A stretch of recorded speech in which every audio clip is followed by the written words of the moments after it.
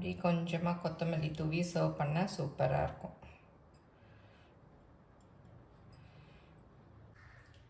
Hi friends, welcome to Annam's recipes. இன்றைக்கி இந்த வீடியோவில் செட்டிநாடு ஸ்பெஷல் பலாக்கா குருமா தான் எப்படி செய்யலான்னு பார்ப்போம். இதை பலாக்கா சொதின்னு சொல்லுவாங்க. இதோட டேஸ்ட் ரொம்ப நல்லாயிருக்கும். வாங்க எப்படி செய்யலான்னு பார்ப்போம்.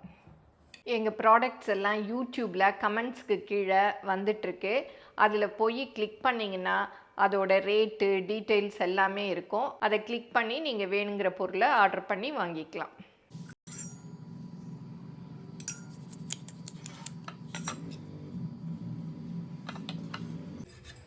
இந்த மாதிரி தோலெல்லாம் எடுத்துக்கணும். எண்ணெய் தடவிடுங்க. அப்போ தான்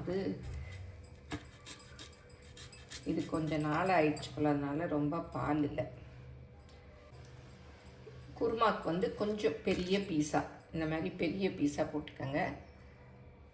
பொரியலுக்குன்னா சின்னதாக போட்டுக்கலாம். இந்த மாதிரி பெரிய பீஸாக. இங்கே சென்னையில் ரொம்ப பலாக்கா கிடைக்காது. அதனால் இந்த மாதிரி கருப்பாக இருக்குது தோல். நீங்கள் வாங்குறச்ச பச்சையாக இருக்கும் தோல். அந்த மாதிரி பார்த்து வாங்கிக்கோங்க. இது கொஞ்சம் நாள் ஆயிடுச்சு, ஆனால் நல்லா இருக்குது பலாக்கா. ஃப்ரெஷ்ஷாக இருந்தால் ரொம்ப பால் வடியும். இது கொஞ்சம் நாள் ஆயிடுச்சுனால பால் இல்லை, நறுக்கிறதுக்கு கொஞ்சம் ஈஸியாக இருக்குது. இல்லாட்டி பால் வடிஞ்சு அப்படியே நம்ம கையில் எல்லாம் ஒட்டிக்கும்.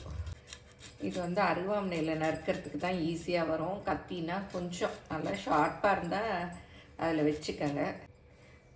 இதை நறுக்கிட்டு தண்ணிக்குள்ளே தான் போடணும். அப்போ தான் கருக்காமல் இருக்கும்.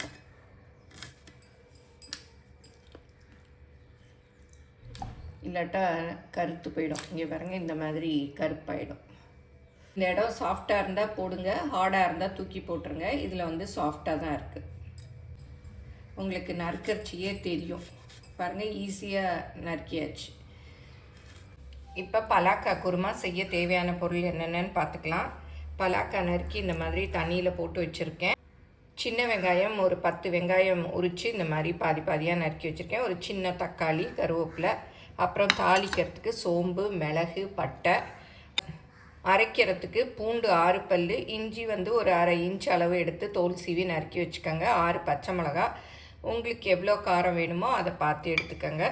அப்புறம் சோம்பு 1 டீஸ்பூன், அப்புறம் சீரகம் 1/2 டீஸ்பூன், கசகசாவும் ஒரு டீஸ்பூன், பட்டை 2 கிராம்பு, முந்திரி பருப்பு ஒரு 10, இந்த மாதிரி பாதியாக இருக்கிறதுல 10 வச்சுருக்கேன். முந்திரி பருப்புக்கு பதிலாக நீங்கள் பொட்டுக்கடலை கூட வச்சுக்கலாம்.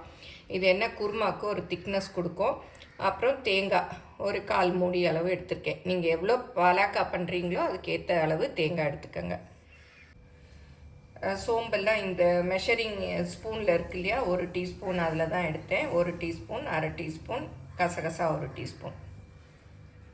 இப்போ குக்கரில் பலாக்காயை வேக வச்சுக்கலாம். தண்ணி ஊற்றிட்டு அது முங்குற அளவுக்கு தண்ணி ஊற்றிக்கணும். பலாக்காயை போட்டுக்கலாம். இன்னும் இந்த தண்ணியில் மோர் ஊற்றிக்கிட்டிங்கன்னா அப்படி கருக்காமல் வெள்ளையாக இருக்கும். அப்புறம் தேவையான உப்பு போட்டுக்கலாம். அப்புறம் கொஞ்சமாக மஞ்சப்பொடி.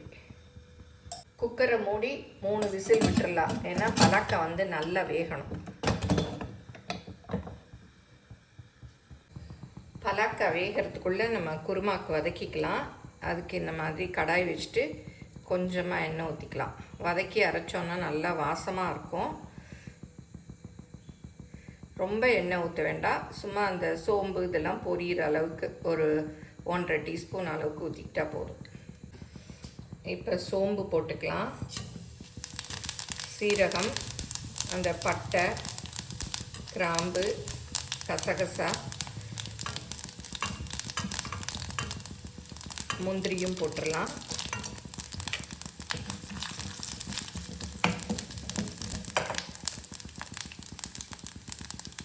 இப்போ இந்த பூண்டு, இஞ்சி, பச்சை மிளகாய் அதையும் போட்டுக்கலாம்.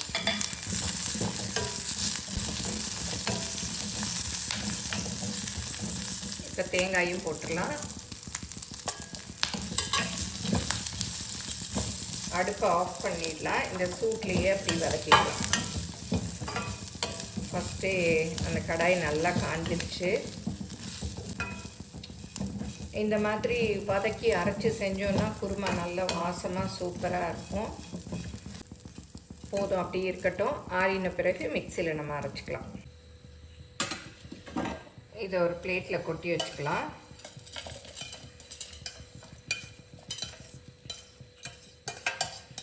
இந்த கசகசெல்லாம் எண்ணெயில் பொரிஞ்சுதுன்னா சோம்பு இதெல்லாம் நல்ல வாசமாக இருக்கும். இப்போ தான் வந்து ஒரு விசில் வந்திருக்கு. இப்போ 2வது விசிலும் வந்துருச்சு. இப்போ நல்லா ஆறிடுச்சு. இதை மிக்சியில் அரைச்சிக்கலாம். அதெல்லாம் வதக்கி வச்சுருந்தோம் இல்லையா, அதெல்லாம் அரைச்சாச்சு. நான் இன்றைக்கி வந்து முந்திரி மாத்திரம் போட்டு அரைச்சிருக்கேன். முந்திரி வேண்டான்னு நினைக்கிறவங்க பொட்டுக்கடலை போட்டுக்கலாம். இல்லை 2ம் வேணும்னு நினைக்கிறவங்க முந்திரியில் பாதி பொட்டுக்கடலையில் பாதி போட்டு அரைச்சிக்கலாம். ஏன்னா அது வந்து குருமாக்கு திக்னஸ் கொடுக்கும், அதுக்காக போடுறோம். இப்போ நல்லா வாசமாக இருக்குது. அரைக்கிறச்சியே சூப்பராக இருக்குது. இப்போ ஸ்டீம் எல்லாம் போயிடுச்சு. திறந்து பார்க்கலாம். பாருங்கள், நல்லா வெந்துருச்சு. ஒன்று எடுத்து அமுக்கி பார்த்தா பாருங்கள், நல்லா வெந்துருச்சு. பலாக்காயை வேக வச்சு தண்ணி இல்லாமல் எடுத்துக்கிட்டாச்சு. பாருங்கள், நல்லா வெந்துருச்சு. இந்த மாதிரி வேகணும். கடாயில் ஒரு 2 டீஸ்பூன் அளவு எண்ணெய் ஊற்றிக்கலாம். இப்போ பட்டை சும்மா வாசத்துக்கு போட்டுட்டு கொஞ்சம் மிளகு, அப்புறம் சோம்பு நல்லா பொரியட்டும். இப்போ நறுக்கி வச்ச வெங்காயம்,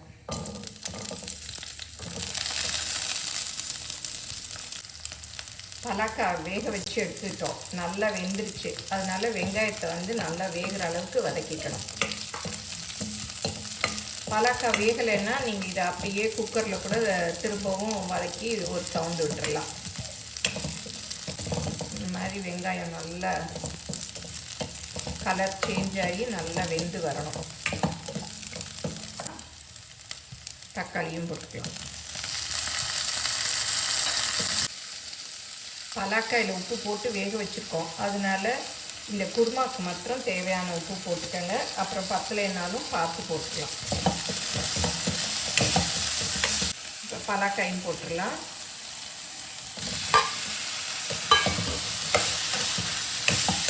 பலாக்காய் மாத்திரம் போட்டு குருமா செஞ்சுருக்கேன். நீங்கள் இதில் உருளைக்கிழங்கு போட்டுக்கலாம், பட்டாணி போட்டுக்கலாம், எது வேணாலும் போட்டுக்கலாம். எனக்கு வந்து பலாக்காய் மாத்திரம் போட்டு பண்ணால் தான் பிடிக்கும். ஏன்னா நம்ம உருளைக்கிழங்கு பட்டாணிலாம் தினமுமே தான் குருமா வைக்கிறோம். பலாக்காய் தான் வந்து எப்போவாது கிடைக்கும். அதனால் இதை மாத்திரம் தனியாக வச்சோம்னா இன்னும் டேஸ்ட் நல்லாயிருக்கும். நல்லா வதங்கிருச்சு, போதும். இப்போ அரைச்சி வச்சுருக்க தேங்காயை இதில் அப்படியே சேர்த்துக்கலாம்.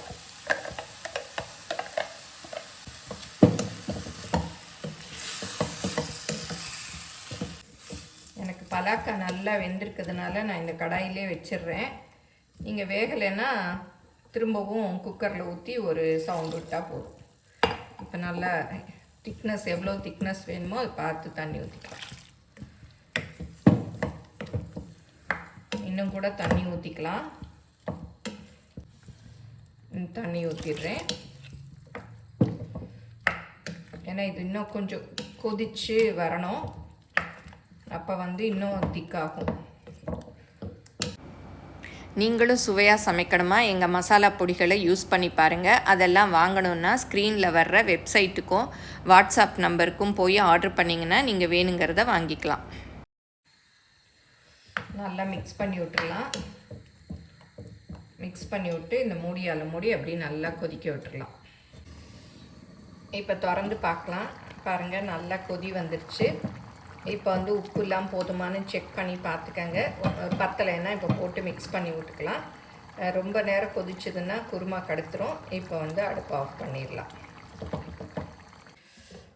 இதை வந்து செட்டிநாட்டில் பலாக்காய் சொதின்னு சொல்லுவாங்க, பலாக்காய் குருமான்னு சொல்லுவாங்க. இந்த பலாக்காய் குருமாவை செட்டிநாட்டில் பலாக்காய் சொதின்னு சொல்லுவாங்க. கல்யாண வீட்டிலலாம் பண்ணுவாங்க. இட்லிக்கெல்லாம் தொட்டுக்கிறதுக்கு ஊற்றுவாங்க. சூப்பராக இருக்கும். இப்போ பலாக்காய் குருமா செஞ்சாச்சு. இது எது கூட எல்லாம் தொட்டு சாப்பிட்லான்னா சாதத்தில் ஊற்றி பிசைஞ்சும் சாப்பிட்லாம். இட்லி, தோசை, ஆப்பம், இடியாப்பம் எல்லாத்துக்கூடையும் தொட்டு சாப்பிட்லாம், நல்லாயிருக்கும். இந்த பலாக்கா போட்டிருக்கிறது மட்டன் குருமா மாதிரி இருக்கும், ரொம்ப டேஸ்ட்டாக இருக்கும். எல்லோரும் செஞ்சு பாருங்கள், எப்படி வந்ததுன்னு உங்கள் கமெண்ட்ஸை சொல்லுங்கள். பிடிச்சிருந்தா லைக் பண்ணுங்கள். எங்கள் சேனலை மறக்காமல் சப்ஸ்கிரைப் பண்ணுங்கள். உங்கள் ஃப்ரெண்ட்ஸுக்கும் ஷேர் பண்ணுங்கள். ஃபேஸ்புக், இன்ஸ்டாகிராமில் அனம்ஸ் ரெசிபீஸை ஃபாலோ பண்ணுங்கள். தேங்க்யூ.